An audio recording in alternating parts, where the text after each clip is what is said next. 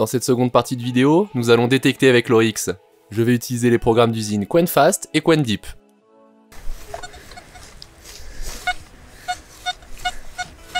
Le son est un peu diffus et vraiment tout petit. C'est sûrement une cible profonde ou alors une toute petite cible faiblement conductrice. Une sorte de collier en laiton. C'est une cible en métal intéressant. A l'inverse de tout à l'heure, ce son est très présent et un peu saturé, aux alentours des 80 en conductivité. Un bon son, sûrement une cible peu profonde.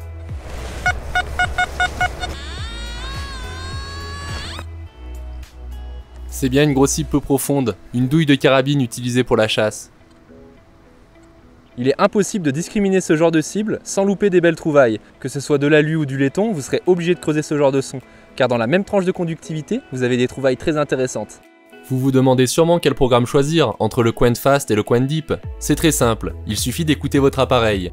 Commencez avec le programme QuenDeep. Si celui-ci est stable, qu'il n'y a pas d'interférence et que vous entendez peu de ferreux, vous pouvez l'utiliser. C'est un programme puissant qui vous permettra de trouver des cibles profondes.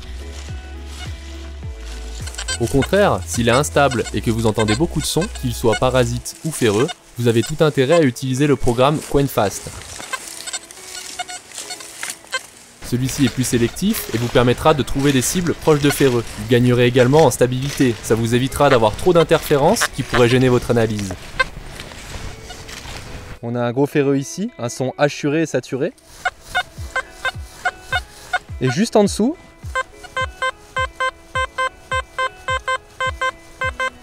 un petit son avec une conductivité de 40-45. C'est sorti.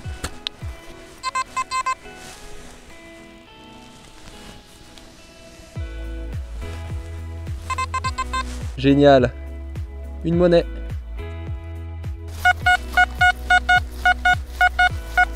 Un magnifique son à 89. Il est clair, net et régulier. On est sûr d'avoir une bonne cible. Un tube en aluminium, sûrement un tube de médicaments.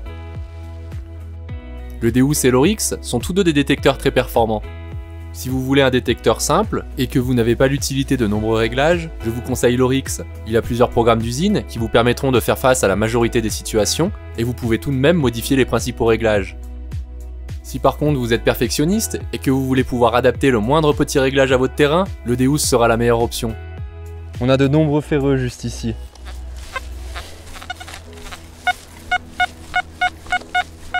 On arrive à accrocher un son juste là.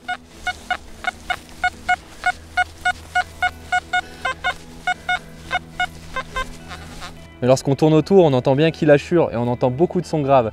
Donc c'est sûrement un gros ferreux. Tout comme avec le Deus, pour confirmer un gros ferreux, on peut aller détecter en limite de cible. On entendra alors un léger son grave.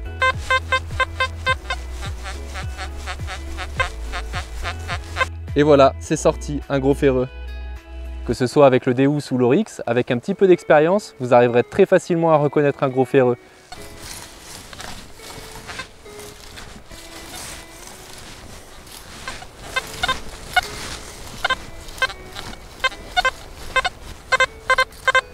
Comme vous pouvez l'entendre, le son est très court, net et régulier.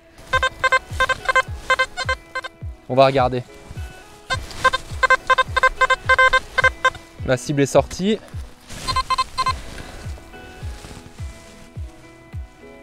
C'est juste ici. Un petit bouton. Il n'a pas de motif, mais ça reste une cible intéressante. Encore un joli son médium.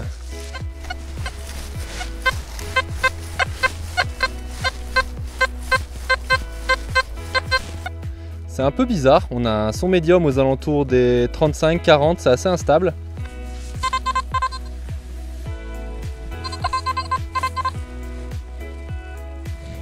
C'est bien ça, un petit morceau d'aluminium.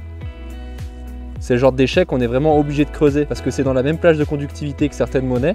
Si on commence à discriminer ce genre de petit aluminium, on perdra également de nombreuses cibles intéressantes.